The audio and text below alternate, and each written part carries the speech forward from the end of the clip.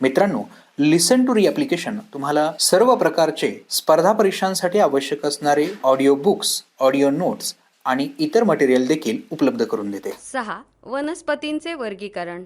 Robert व्हिटाकर या शास्त्रज्ञाने 1959 मध्ये वर्गीकरणाची पंचसृष्टी पद्धत मांडली. त्यानुसार सजीवांचे वर्गीकरण मोनेरा, प्रोटिस्टा, कवक, वनस्पती आणि प्राणी अशा 5 सृष्टीत केले. 1883 मध्ये एचर या वनस्पती शास्त्रज्ञाने वनस्पती सृष्टीचे वर्गीकरण अबीजपत्री आणि बीजपत्री या 2 उपसृष्टीमध्ये केले. वनस्पती वर्गीकरणाचा आधार. वनस्पतींचे विविध अवयव, अन्न व पाण्याच्या वहनासाठी ऊतीसंस्था, बिया धारण करण्याची क्षमता, बियांवर फळांचे आवरण, बीजपत्रांची संख्या. उपसृष्टी अबीजपत्री क्रिप्टोगॅम्स. या वनस्पतींचे प्रजनन बीजाणूच्या सहाय्याने होते. यांची प्रजनन संस्था अप्रकट असून प्रजनन अवयव गुप्त असतात. विभाग 1. थॅलोफायटा. या वनस्पती जलचर असून काही गोड्या पाण्यात तर काही खाऱ्या पाण्यात आढळतात. यांना मूळ, खोड, पाने, फुले असे अवयव नसतात. स्वयंपोषी असून त्यांच्यात हरितद्रव्य असते. उदाहरणार्थ शैवाल, शैवाले विविध प्रकारचे असून त्यांचे शरीर मृदू व तंतुरूप असते. उदाहरणार्थ एकपेशीय, बहुपेशीय, अतिसूक्ष्म तसेच काही स्पष्ट व मोठ्या आकाराची शैवाले, उदाहरणार्थ स्पायरोगायरा, युलोथिक्स, सार्गासम, उल्व्हा, क्लोरेला, कारा इत्यादी. या गटात हरितद्रव्य नसलेल्या विविध प्रकारच्या कवकांचा समावेश होतो. परंतु कवके परपोषी असल्याने त्यांना वनस्पतीचा दर्जा दिला जात नाही. उदाहरणार्थ किण्व व बुरशी. विभाग 2. ब्रायोफायटा. या गटातील वनस्पती उभयचर असून ओलसर मातीत वाढतात. तसेच यांना प्रजननासाठी पाण्याची आवश्यकता असते. या वनस्पती निम्नस्तरीय, बहुपेशीय व स्वयंपोषी असतात. यांचे प्रजनन बीजाणू निर्मितीने होते. यांचे शरीर चपट्या रिबिनीसारखी लांब असून यांना खरी मुळे, खोड, पाने नसतात. परंतु पानांसारखी रचना व मुळांसारखे मुलाभ असतात. अन्न व पाण्याच्या वहनासाठी विशिष्ट ऊती नसतात. उदाहरणार्थ मॉस, प्युनारिया, मर्केन्शिया, अँथोसिरॉस, रिक्सिया इत्यादी. विभाग 3. टेरिडोफायटा. या वनस्पतींना मूळ, खोड, पाने हे अवयव असून बिया, फुले, फळे येत नाहीत. अन्न व पाण्याच्या वहनासाठी स्वतंत्र संवहनी संस्था असते.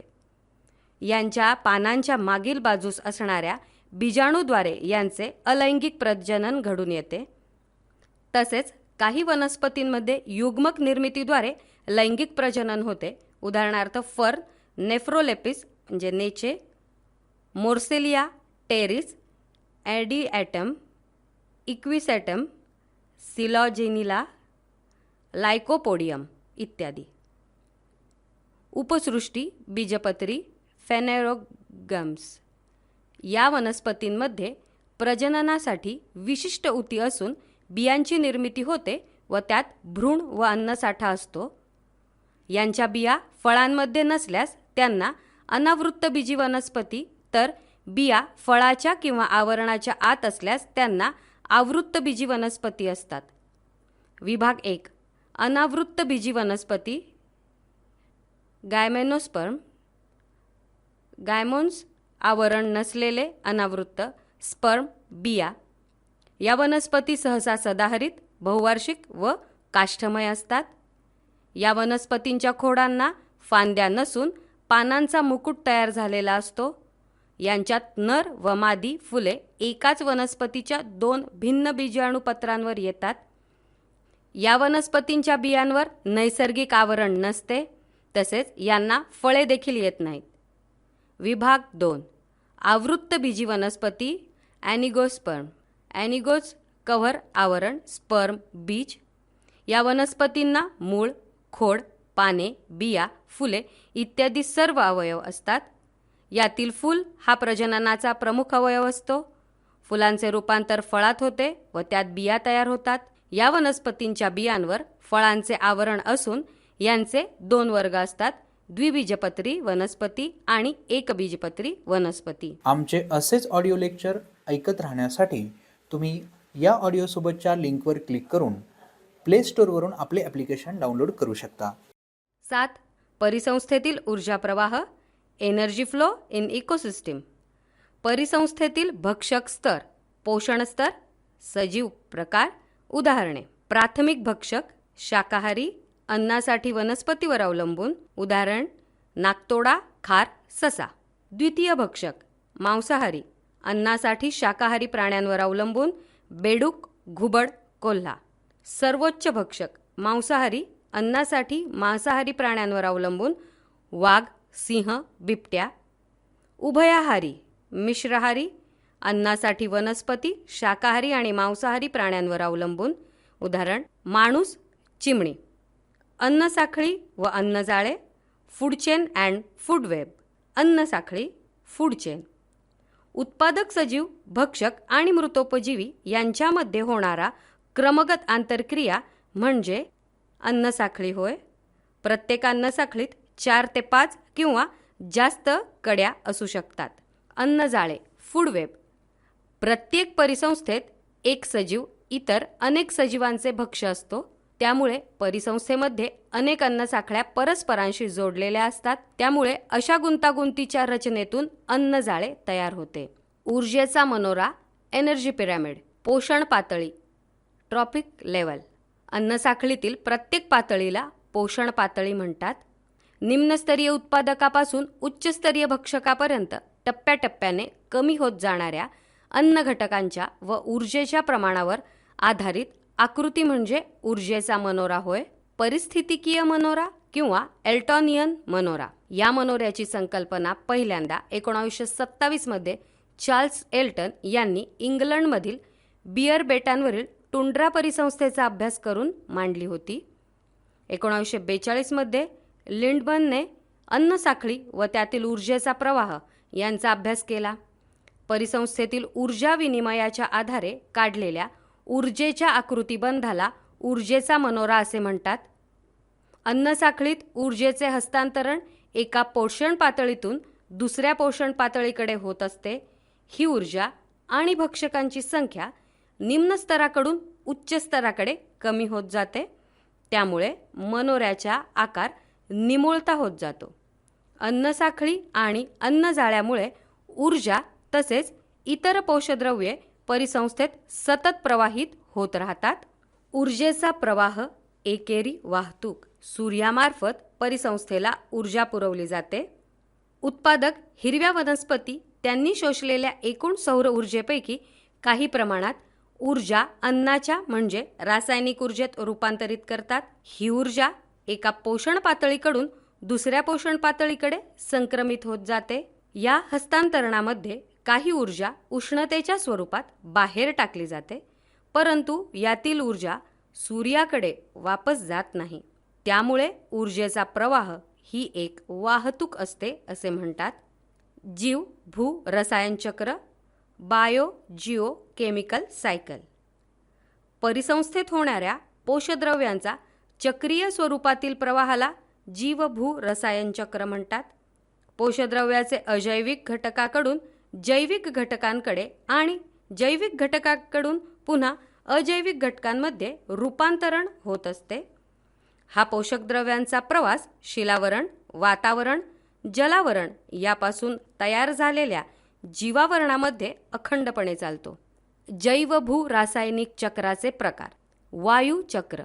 पृथ्वीचे वातावरण ते जमीन यातील अजैविक वायुरूप पोषद्रव्याचा प्रवास म्हणजे वायुचक्र होय.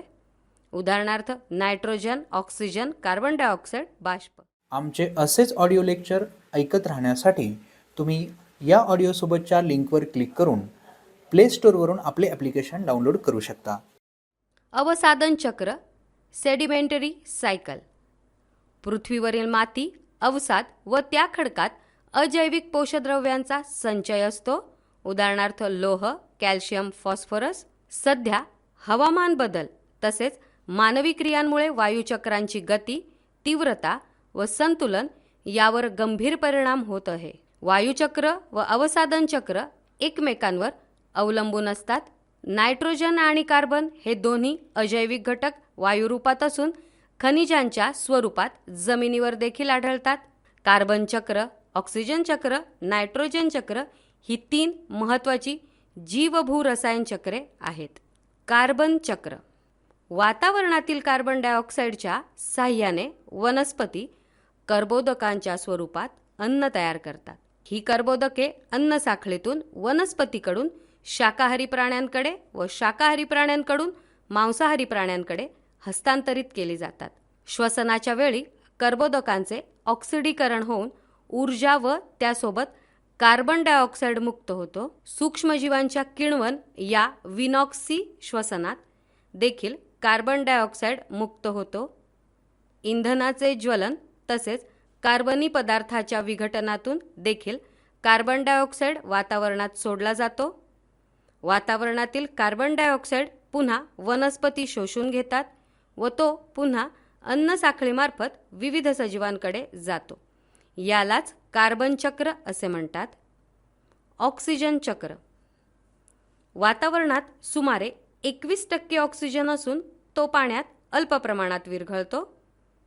वनस्पती तसेच प्राणी श्वसनासाठी ऑक्सिजनचा उपयोग करून कर्बोदकांचे ऑक्सिडीकरण करतात व ऊर्जा मिळवतात. तसेच यामध्ये कार्बन डायऑक्साईड मुक्त होतो. विविध इंधनांच्या ज्वलनासाठी ऑक्सिजनची गरज असून यातून देखील कार्बन डायऑक्साईड मुक्त होतो. हिरव्या वनस्पती प्रकाशसंश्लेषणात वातावरणातील कार्बन डायऑक्साईड वापरून ऑक्सिजन वायू बाहेर टाकतात. यालाच ऑक्सिजन चक्र असे म्हणतात. नायट्रोजन चक्र. वातावरणातील नायट्रोजन वनस्पतींना शोषता येत नाही. त्यामुळे नायट्रोजनचे स्थिरीकरण करून त्यांचे उपयुक्त संयुगात रूपांतर झाल्यानंतर वनस्पती नायट्रोजनचा उपयोग करू शकतात. नायट्रोजनचे स्थिरीकरण 2 प्रकारे होते. भौतिक स्थिरीकरण, जैविक स्थिरीकरण. भौतिक स्थिरीकरण. पावसाळ्यात चमकणाऱ्या विजांमुळे हवेतील नायट्रोजनचे ऑक्सिडीकरण होऊन नायट्रोजन ऑक्साईड तयार होतो. हे ऑक्साईड पाण्यात विरघळून नायट्रस व नायट्रिक आम्ल तयार होते. हे आम्ल जमिनीत विविध मूलद्रव्यांशी अभिक्रिया होऊन नायट्रोजनच्या संयुगात रूपांतरित होतात. जैविक स्थिरीकरण. शिंबावर्गीय वनस्पतींच्या मुळांच्या गाठीत आढळणारे रायबोझोमियम सहजीवी जीवाणू नायट्रोजनचे स्थिरीकरण करतात. जमिनीत स्वतंत्र आढळणारे ॲझोबॅक्टर आणि क्लॉस्ट्रिडियम हे देखील नायट्रोजनचे स्थिरीकरण करतात. तसेच पाण्यात आढळणारे नॉस्टॉक आणि ॲनाबिना हे नीलहरित जीवाणू देखील नायट्रोजनचे स्थिरीकरण करतात. वनस्पती जमिनीतून नायट्राइट आणि नायट्रेटच्या स्वरूपात नायट्रोजन शोषून घेतात व त्यापासून प्रथिने तयार करतात. शाकाहारी प्राणी ही प्रथिने खाऊन अमिनो आम्ल तयार करतात. नायट्रोजन चक्रात नायट्रोजन स्थिरीकरणाशिवाय पुढील 3 क्रिया महत्त्वाच्या असतात. अमोनीकरण, नायट्रीकरण, विनायट्रीकरण. अमोनीकरण. सजीवांचे अवशेष आणि टाकाऊ पदार्थांचे विघटन होऊन अमोनिया मुक्त होतो. नायट्रीकरण. अमोनियाचे रूपांतर नायट्राइट आणि नायट्रेटमध्ये होते. विनायट्रीकरण. नायट्रोजनच्या संयुगांचे रूपांतर नायट्रोजन वायूत होते. आमचे असेच ऑडिओ लेक्चर ऐकत राहण्यासाठी तुम्ही या ऑडिओसोबतच्या लिंकवर क्लिक करून प्ले स्टोअरवरून आपले ॲप्लिकेशन डाउनलोड करू शकता. 8. उपयुक्त व उपद्रवी सूक्ष्मजीव. उपयुक्त सूक्ष्मजीव युजफुल मायक्रोऑर्गॅनिझम. लॅक्टोबॅसिलाय हा दंडाकृती आकाराचा विनॉक्सी जीवाणू आहे. हे जीवाणू दुधाचे रूपांतर दह्यात करतात तसेच किण्वन प्रक्रियेत त्यांचा उपयोग होतो. लॅक्टोबॅसिलाई जीवाणूंचे उपयोग विविध पदार्थांची निर्मिती, दुग्धजन्य पदार्थ, मद्यार्क आणि पाव, सिडार, कोको, भाज्यांची लोणची इत्यादी. प्रोबायोटिक पदार्थ, जनावरांसाठी आंबोण, पचनसंस्थेच्या कार्यातील बिघाडावर उपचार. रायझोबिया सहजीवी जीवाणू, रायझोबियम सॅम्बायोटिक बॅक्टेरिया. रायबोझोमियम हा जीवाणू वाटाणा, सोयाबीन, घेवडा व इतर कडधान्ये अशा शिंबावर्गीय वनस्पतींसोबत सहजीवी पद्धतीने आढळतो. या जीवाणूमुळे वनस्पतींना हवेतील नायट्रोजनपासून नायट्रेट्स, नायट्राइट्स आणि अमिनो आम्ल प्राप्त होतात. या बदल्यात वनस्पती जीवाणूंना कर्बोदकाच्या स्वरूपात ऊर्जा आणि अधिवासासाठी मुळांवरील गाठीमध्ये जागा देतात. अशा प्रकारे दोन्ही सजीवांना उपयुक्त ठरणाऱ्या अधिवासाला सहजीवी जीवन पद्धती म्हणतात. रायबोझोमियम नायट्रोजनयुक्त संयुगांची निर्मिती करत असल्याने डाळी व कडधान्ये प्रथिनांचे उत्कृष्ट स्रोत असतात. तसेच रायझोबियममुळे रासायनिक खतांचे दुष्परिणाम टाळले जातात.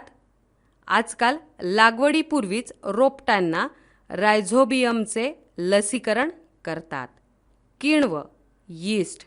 किण्व म्हणजे यीस्ट हा एकपेशीय व दृश्यकेंद्रकी प्रकारचा कवक आहे. हा लंबगोलाकार व रंगहीन असून याचे मुकुलायन किंवा कलिकायन या अलैंगिक पद्धतीने प्रजनन होते. स्वतःचे पोषण करताना या पेशी किण्वण करतात, म्हणजेच कर्बोदकांचे रूपांतर अल्कोहोल तसेच कार्बन डायऑक्साईड वायूमध्ये करतात. उदाहरणार्थ पाव निर्मिती, अल्कोहोल निर्मिती. जैव उपचार, बायो रेमेडिएशन. यारोविया लायपोलिटिका या किण्वाचा उपयोग पामतेल निर्मितीत तयार होणारा विषारी पदार्थ तसेच इतर प्रक्रियातील जड धातू शोषून घेण्यासाठी होतो. सॅकॅरोमायसिस सेरेविसी हे किण्व आर्सेनिक या प्रदूषकाचे अवशेषण करू शकते. अल्कॅनिव्होरॅक्स हा जीवाणू समुद्रातील तेलगळतीची स्वच्छता करण्यासाठी उपयोगात येतो. अल्कोहोल निर्मिती. उसाच्या मळीमध्ये सॅकॅरोमायसिस किण्व मिसळून किण्वन प्रक्रिया करून इथेनॉल हे मुख्य उत्पादन तसेच ईस्टर आणि इतर अल्कोहोल ही उत्पादने तयार होतात. इथेनॉलचा उपयोग इंधन म्हणून केला जातो. तसेच यापासून स्पिरिट, मद्यार्क आणि इतर रसायने तयार केली जातात. इथेनॉलच्या औद्योगिक निर्मितीसाठी उसाच्या मळी व्यतिरिक्त मका, जव किंवा बार्ली यासारख्या धान्यांचा देखील उपयोग होतो. द्राक्षातील ग्लुकोज व फ्रुक्टोज शर्करांचेही यीस्टच्या सहाय्याने किण्वन करून मिळवलेल्या अल्कोहोलपासून वाईन हे पेय तयार केले जाते. प्रतिजैविके, अँटीबायोटिक्स. सूक्ष्मजीवांचा नाश व त्यांच्या वाढीस प्रतिबंध करणारे जीवाणू व कवकांपासून मिळणारे कार्बनी संयुगे म्हणजे प्रतिजैविके होय. प्रतिजैविकांच्या साहाय्याने विविध रोगांवर उपचार करता येतात. उदाहरणार्थ क्षय, विषमज्वर. विस्तृत क्षेत्र प्रतिजैविके. जी प्रतिजैविके विविध प्रकारच्या जीवाणूंविरुद्ध उपयोगी असतात त्यांना विस्तृत क्षेत्र प्रतिजैविके असे म्हणतात. उदाहरणार्थ ॲम्पिसिलिन, ॲमॉक्सिलिन, टेट्रासायक्लिन इत्यादी. मर्यादित क्षेत्र प्रतिजैविके. विशिष्ट आणि निश्चित रोगकारक सूक्ष्मजीवांचा नाश करण्यासाठी ही प्रतिजैविके वापरली जातात. उदाहरणार्थ पेनिसिलिन, जेटामायसिन, एरिथ्रोमायसिन इत्यादी. पेनिसिलिन. पेनिसिलिन हे प्रतिजैविक पेनिसिलियम कवकापासून मिळते. याचा उपयोग स्टॅफिलोकोकाय, क्लॉस्ट्रिडियम, स्ट्रेप्टोकोकाय प्रजातींच्या जीवाणूंचा नाश करण्यासाठी होतो. कान, नाक, घसा यांना जीवाणूंमुळे होणारा संसर्ग तसेच न्यूमोनिया, स्कारलेट फिवर, लोहितांगज्वर या रोगांवर उपचारासाठी पेनिसिलिनयुक्त औषधे उपयुक्त ठरतात. आमचे असेच ऑडिओ लेक्चर ऐकत राहण्यासाठी तुम्ही या ऑडिओसोबतच्या लिंकवर क्लिक करून प्ले स्टोअरवरून आपले ॲप्लिकेशन डाउनलोड करू शकता. 1952 मध्ये पुणे येथे नॅशनल इन्स्टिट्यूट ऑफ व्हायरोलॉजीची स्थापना झाली. ही संस्था जागतिक आरोग्य संघटनेच्या साहाय्याने ताप, गोवर, कावीळ तसेच फुफ्फुसांचे विकार यावर संशोधनाचे कार्य करत आहे. महत्त्वाचे शास्त्रज्ञ अलेक्झांडर फ्लेमिंग यांनी 30 सप्टेंबर 1928 रोजी स्टॅफिलोकॉकस जीवाणूंचे निरीक्षण करताना पेनिसिलियम या कवकाचा शोध लावला. त्यापासून त्यांनी पेनिसिलिन हे जगातील पहिले प्रतिजैविक तयार केले. व्हॅन अर्मेजेम यांनी क्लॉस्ट्रिडियम बोट्युलिनम या विनॉक्सी जीवाणूमुळे मांसांची नासाडी होते हे सिद्ध केले. इदा बेंगस्टन यांनी गॅस गँग्रीन हा रोग ज्यामुळे होतो ते विष व त्यावर उपयुक्त प्रतिविष याविषयीचे संशोधन केले.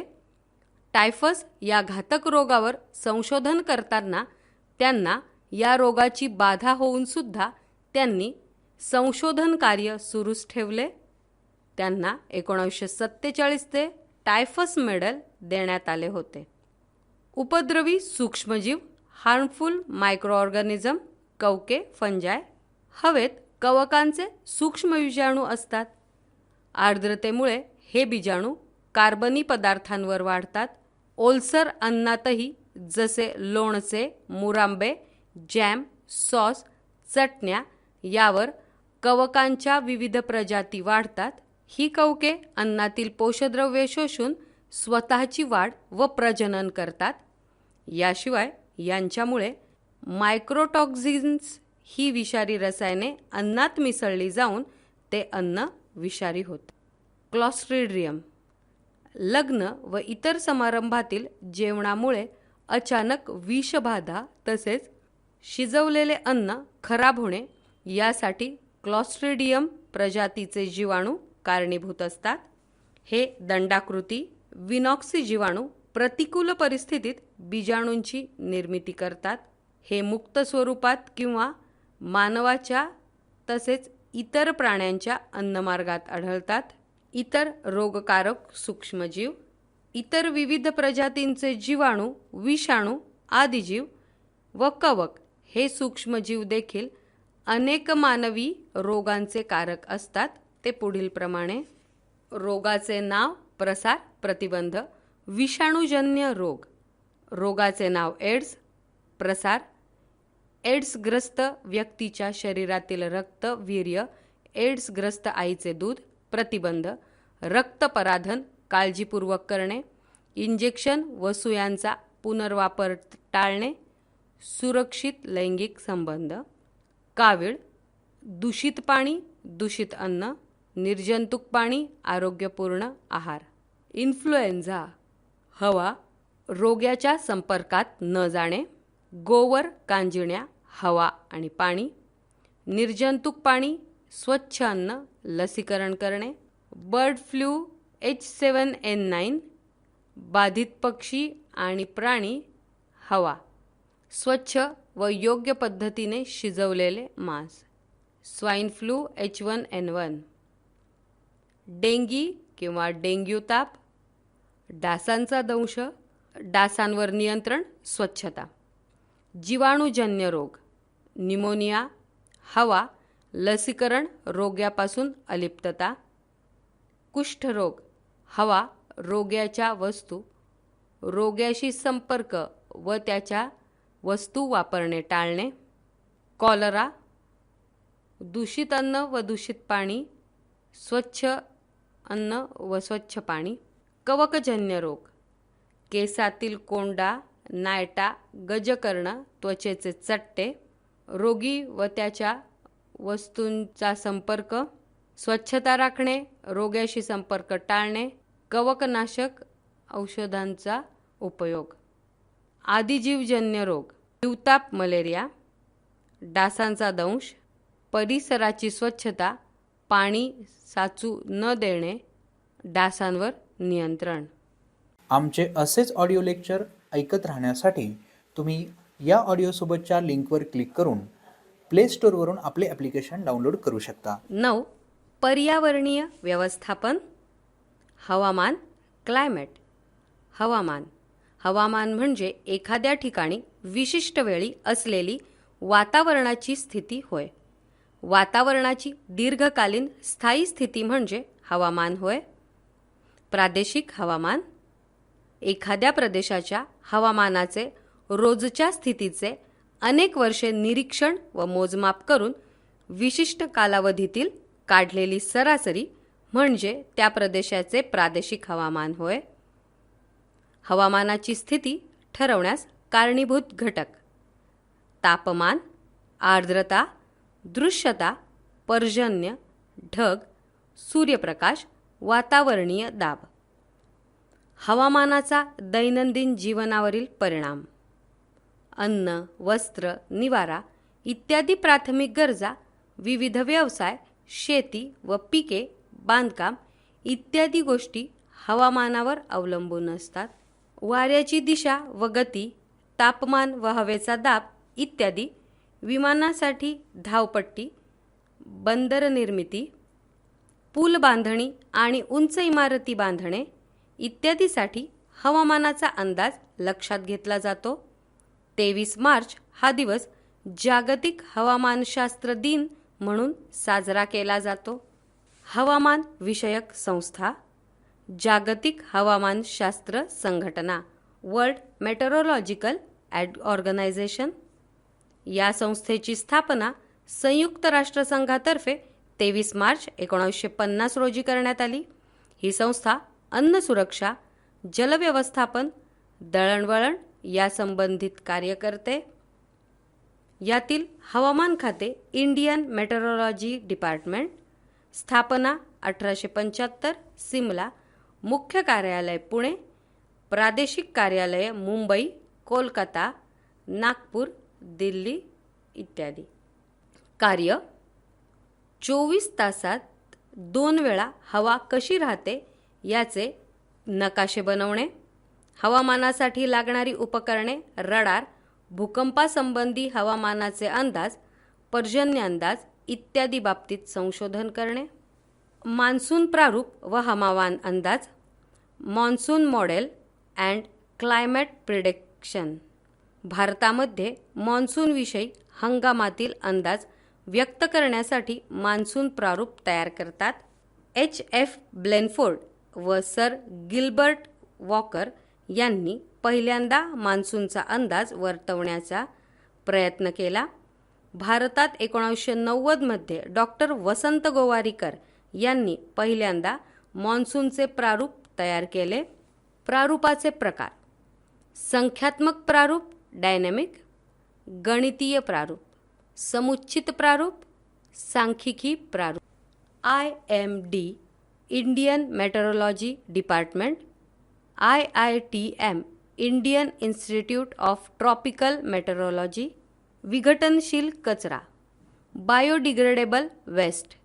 सूक्ष्मजीवांमार्फत सहज विघटन होणाऱ्या कचऱ्याला विघटनशील कचरा म्हणतात. उदाहरणार्थ स्वयंपाकघरातील कचरा, खराब अन्न, फळे, भाज्या, माती, राख, शेण इत्यादी. या कचऱ्यात मुख्यतः सेंद्रिय पदार्थ असल्याने ते सहज कुजतात आणि त्यालाच ओला घनकचरा म्हणतात. या कचऱ्याचे योग्य प्रकारे विघटन केल्यास उत्तम प्रकारचे खत व इंधन देखील तयार होते. अविघटनशील कचरा, नॉन बायोडिग्रेडेबल वेस्ट. ज्या कचऱ्याचे सहजरित्या विघटन होत नाही त्यास अविघटनशील कचरा असे म्हणतात. उदाहरणार्थ धातू, प्लास्टिक इत्यादी यालाच सुका घनकचरा असे म्हणतात. कचऱ्याचे विघटन व कालावधी.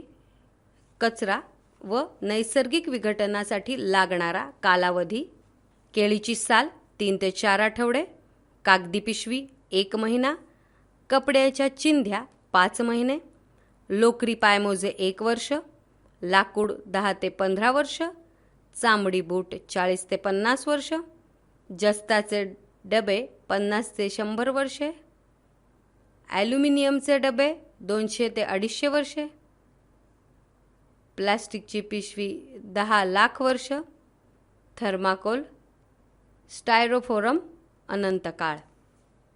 आपत्ती व्यवस्थापन, डिझास्टर मॅनेजमेंट. आपत्ती नैसर्गिक किंवा मानवनिर्मित असू शकतात. वीज पडणे, महापूर, आग किंवा वणवा, भूकंप या नैसर्गिक आपत्ती असून अपघात, बॉम्बस्फोट, कारखान्यातील रासायनिक दुर्घटना, दंगल, गर्दीच्या ठिकाणी चेंगराचेंगरी या मानवनिर्मित संपत्ती आहेत. आपदग्रस्तांना प्रथमोपचार. प्रथमोपचाराचे उद्देश: वैद्यकीय मदत येईपर्यंत आपदग्रस्त व्यक्तीला तिच्या प्रकृतीला शक्य तेवढा आराम देणे, प्रकृती खराब होण्यापासून रोखणे. ABC प्रथमोपचाराची मूलतत्वे: सुचेतना आणि पुनरुज्जीवन, लाईफ अँड रिसक्टेशन, एअरवे, श्वसनमार्ग. आपदग्रस्ताला श्वास घेण्यास अडचण होत असल्यास डोके उताराकडे करणे किंवा हनुवटीला वर उचलावे. ब्रीदिंग, श्वासोच्छ्वास. नैसर्गिक श्वसन रिपीट. नैसर्गिक श्वसन बंद झाल्यास आपदग्रस्ताला तोंडातून कृत्रिम श्वासोच्छ्वास द्यावा. सर्क्युलेशन, रक्ताभिसरण. बेशुद्ध आपदग्रस्ताला प्रथम 2दा कृत्रिम श्वासोच्छ्वास द्यावा व नंतर छातीवर 2 तळव्यांनी हात दाबून ठेवावा. हृदयावर जोराचा दाब देऊन सोडावे. ही प्रक्रिया 15 वेळेस करावी. CPR, कार्डिओप्ल्युमोनरी रिसक्टेशन असे म्हणतात. यामुळे आपदग्रस्ताचे रक्ताभिसरण पुन्हा सुरळीत चालते. RICEची उपाययोजना: लचक, मुरगळणे, चमक भरणे, मुकामार या परिस्थितीत रेस्ट, आईस कंप्रेशन या प्रकारचे उपचार करतात. आमचे असेच ऑडिओ लेक्चर ऐकत राहण्यासाठी तुम्ही या ऑडिओसोबतच्या लिंकवर क्लिक करून प्ले स्टोअरवरून आपले ॲप्लिकेशन डाउनलोड करू शकता. 10. प्रकाशाचे परावर्तन. सपाट आरशातील प्रतिमा. सपाट आरशात मिळणारी प्रतिमा सरळ, आभासी, मूळ वस्तू एवढी आणि आरशाच्या मागे तेवढ्याच अंतरावर तयार होते, परंतु प्रतिमेच्या बाजूंची अदलाबदल झालेली दिसते. जर्मन शास्त्रज्ञ जेस्टन वॉन लिबिंग यांनी पहिल्यांदा साध्या काचेच्या सपाट पृष्ठभागावर चांदीचा थर देऊन आरसा तयार केला. यालाच रजत काच परावर्तक असे देखील म्हणतात. प्रकाशाच्या परावर्तनाचे नियम. आपाती किरण, परावर्तित किरण आणि परावर्तक पृष्ठभागास आपतन बिंदूवर काढलेली स्तंभिका एकाच प्रतलात आपाती किरण आणि परावर्तित किरण स्तंभिकेच्या विरुद्ध बाजूस असतात. आपाती कोन व परावर्तन समान मापांचे असतात. गोलीय आरसे. गोलीय आरशाचा आतील पृष्ठभाग परावर्तक असल्यास त्याला अंतर्गोल आरसा, तर बाहेरील पृष्ठभाग परावर्तक असल्यास त्याला बहिर्गोल आरसा म्हणतात. ध्रुव. गोलीय आरशाच्या पृष्ठभागाच्या मध्यबिंदूला त्या आरशाचा ध्रुव म्हणतात. वक्रता केंद्र. गोलीय आरसा ज्या गोलाचा भाग असतो त्या गोलाच्या केंद्रास वक्रता केंद्र म्हणतात. वक्रता त्रिज्या. गोलीय आरसा ज्या गोलाचा भाग असतो त्या गोलाच्या त्रिज्येला वक्रता त्रिज्या म्हणतात. मुख्य अक्ष. गोलीय आरशाचा ध्रुव आणि वक्रता केंद्र यातून जाणाऱ्या सरळ रेषेस आरशाचा मुख्य अक्ष म्हणतात. मुख्य नाभी. अंतर्गोल आरशाच्या मुख्य अक्षाला समांतर असलेले आपाती किरण परावर्तनानंतर मुख्य अक्षावर आरशासमोर ज्या बिंदूत एकत्र येतात त्याला अंतर्गोल आरशाची मुख्य नाभी म्हणतात. बहिर्गोल आरशाच्या मुख्य अक्षाला समांतर असलेले आपाती किरण परावर्तनानंतर मुख्य अक्षावरील ज्या बिंदूपासून आल्याचा भास होतो त्याला बहिर्गोल आरशाची मुख्य नाभी म्हणतात. नाभीय अंतर. गोलीय आरशाचा ध्रुव व आरशाची मुख्य नाभी यातील अंतराला नाभीय अंतर म्हणतात. गोलीय आरशाद्वारे प्रतिमा मिळवण्यासाठीच्या किरणाकृती काढण्याचे नियम. जर आपाती किरण आरशाच्या मुख्य अक्षाला समांतर असेल तर परावर्तित किरण आंतरगोल आरशाच्या मुख्य नाभीतून जातो. बहिर्गोल आरशाच्या प्रकाश किरण मागे वाढवल्यास मुख्य नाभीतून आल्याचा भास होतो. जर आपाती किरण आंतरगोल आरशाच्या मुख्य नाभीतून जात असेल तसेच बहिर्गोल आरशाच्या मुख्य नाभीच्या दिशेने जात असेल तर परावर्तित किरण नेहमी आरशाच्या मुख्य अक्षाला समांतर असतो. जर आपाती किरण अंतर्गोल आरशाच्या वक्रता केंद्रातून जात असेल तसेच बहिर्गोल आरशाच्या वक्रता केंद्राच्या दिशेने जात असेल तर परावर्तित किरण त्याच मार्गाने परत फिरतो. आमचे असेच ऑडिओ लेक्चर ऐकत राहण्यासाठी तुम्ही या ऑडिओसोबतच्या लिंकवर क्लिक करून प्ले स्टोअरवरून आपले ॲप्लिकेशन डाउनलोड करू शकता. अंतर्गोल आरसा प्रतिमांची निर्मिती. वस्तूचे स्थान, प्रतिमेचे स्थान, प्रतिमेचे स्वरूप, प्रतिमेचा आकार. वस्तूचे स्थान ध्रुव आणि नाभीमध्ये. प्रतिमेचे स्थान आरशाच्या मागे. प्रतिमेचे स्वरूप सुलट आभासी. प्रतिमेचा आकार वस्तूपेक्षा मोठा. वस्तूचे स्थान नाभीवर. प्रतिमेचे स्थान अनंत अंतरावर. प्रतिमेचे स्वरूप वास्तव उलट. प्रतिमेचा आकार खूपच मोठा. वस्तूचे स्थान वक्रता केंद्र आणि नाभी यांच्यामध्ये. प्रतिमेचे स्थान वक्रता केंद्राच्या पलीकडे. प्रतिमेचे स्वरूप वास्तव उलट. प्रतिमेचा आकार वस्तूपेक्षा मोठा. वस्तूचे स्थान वक्रता केंद्रावर. प्रतिमेचे स्थान वक्रता केंद्रावर. प्रतिमेचे स्वरूप वास्तव उलट. प्रतिमेचा आकार मूळ वस्तू एवढा. वस्तूचे स्थान वक्रता केंद्राच्या पलीकडे. प्रतिमेचे स्थान वक्रता केंद्र आणि नाभीमध्ये. प्रतिमेचे स्वरूप वास्तव उलट. प्रतिमेचा आकार वस्तूपेक्षा लहान. वस्तूचे स्थान अनंत अंतरावर. प्रतिमेचे स्थान नाभीवर. प्रतिमेचे स्वरूप वास्तव उलट. प्रतिमेचा आकार बिंदुरूप. बहिर्गोल आरशाद्वारे मिळणारी प्रतिमा ही नेहमी आरशाच्या मागे सुलट आभासी व वस्तूपेक्षा लहान असते. आरशाचे सूत्र 1/v + 1/u = 1/f. येथे u वस्तूचे आरशापासूनचे अंतर, v प्रतिमेचे आरशापासूनचे अंतर व f आरशाचे नाभीय अंतर. चिन्ह संकेत.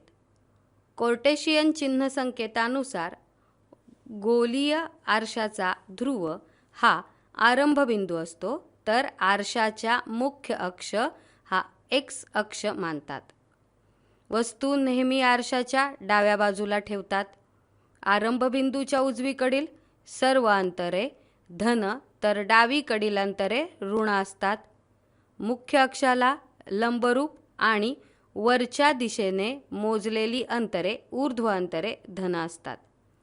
मुख्य अक्षाला लंबरूप आणि खालच्या दिशेने मोजलेली अंतरे अधो अंतरे ऋण असतात. अंतर्गोल आरशाचे नाभीय अंतर ऋण असते तर बहिर्गोल आरशाचे नाभीय अंतर धन असते. गोलीय आरशामुळे होणारे विशालन. विशालन m = h2/h1 = -v/u. येथे h1 वस्तूची उंची, h2 प्रतिमेची उंची. गोलीय आरशांचे उपयोग. अंतर्गोल आरसा सौर उपकरणे, टॉर्च, प्रोजेक्टर लॅम्प, फ्लड लाईटमध्ये वापरतात.